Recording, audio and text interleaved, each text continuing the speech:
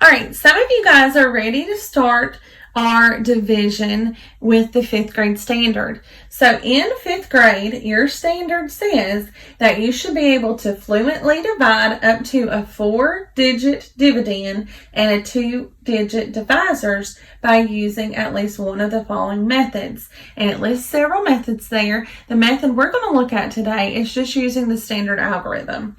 So fluently divide, we have here our dividend. Remember, our dividend lives inside the den. And we have our divisor. That's the number we're dividing into the number that is our dividend, right? And then our quotient is the number that we're going to get. And sometimes we have a remainder. So with this, we're going to use the same strategy that we've been using whenever we have a 1-digit divisor and still a 4-digit dividend. So if you feel like it will help you to list your multiples of 30, you can go ahead and do that. I wouldn't list a whole bunch, maybe just the first 5. And then if you see that you need more, you can go back and add them later. So 30, 60, 90, 120, 150. And I'm going to stop there. And I may see that I needed to list more, but hopefully if we're at this stage of division, we can do that in our minds without having to write it down. Okay. All right. So let's think, how many groups of 30 are there in 7? Well, there are none. So I'm going to put my placeholder there and I'm going to expand out and it will be 72. So how many groups of 30 are there in 72? There are 2. So I'm going to put my 2 here. Multiply. 2 times 30 is 60. Subtract 12.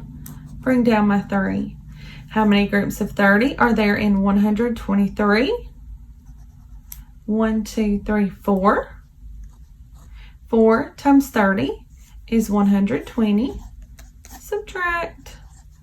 Bring down. How many groups of 30 are there in 30? There's 1. 1 times 30 is 30. Subtract. There's nothing there, and there's nothing left to bring down, so I have no remainder. And my quotient then is 241. All right, so let's check that because that's not something we've been practicing too much, and we do need to get in the habit to make sure that we are checking our division problems. So remember, to check it, you take your quotient, multiply it times your divisor, and you should get, if you have a remainder, you add it back, and you should get your dividend. All right, so here, remember, anything times 0 is 0, so I'm just going to go ahead and plug that 0 there, and then I'm just going to multiply times 3. 3 times 1 is 3. 3 times 4 is 12. 3 times 2 is 6, plus 1 is 7. And did I get my dividend? I did. So I know it's correct. All right, let's try one more. Let's see, we'll just go ahead and do it. So 16, 32,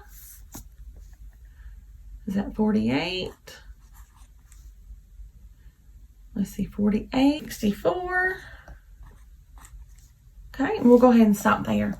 So let's see, we have how many groups of 16 are there in 4? None, because 16 is bigger than 4. So we'll expand that out and make it 49. How many groups of 16 are there in 49? 3. 3 times 16 is 48. Subtract that, bring down. How many groups of 16 are there in 13? There are none. So we're going to bring down our 2 here. Okay, and we have a bigger number, so we do need to keep going with our multiples here. It's 80. And 80 plus 16 is 96. 112. 128. And let's see if we can go one more or if we're going to be over. 144. So we're over. So we know the answer is here. So 1, 2, 3, 4, 5, 6, 7, 8. So 8 times 16 is 128. I'll subtract that. You can't do 8 from 2. So I've got to do some regrouping. 8 from 12 is 4. And all that's 0.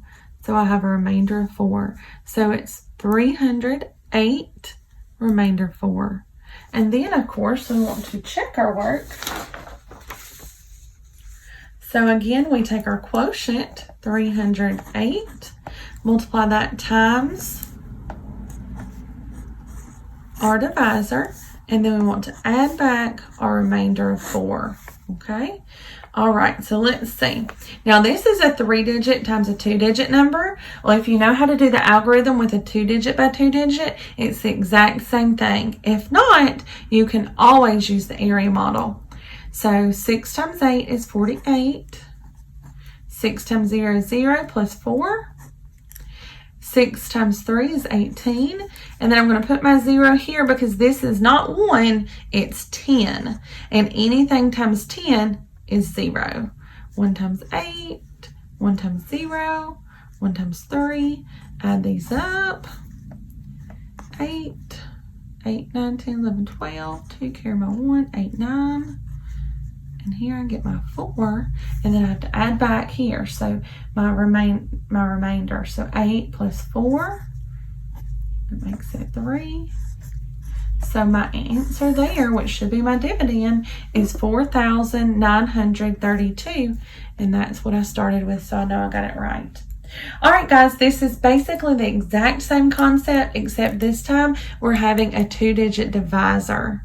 So remember, listing those multiples might help you. All right, y'all practice, do a great job, and always remember to check your work when you're dividing.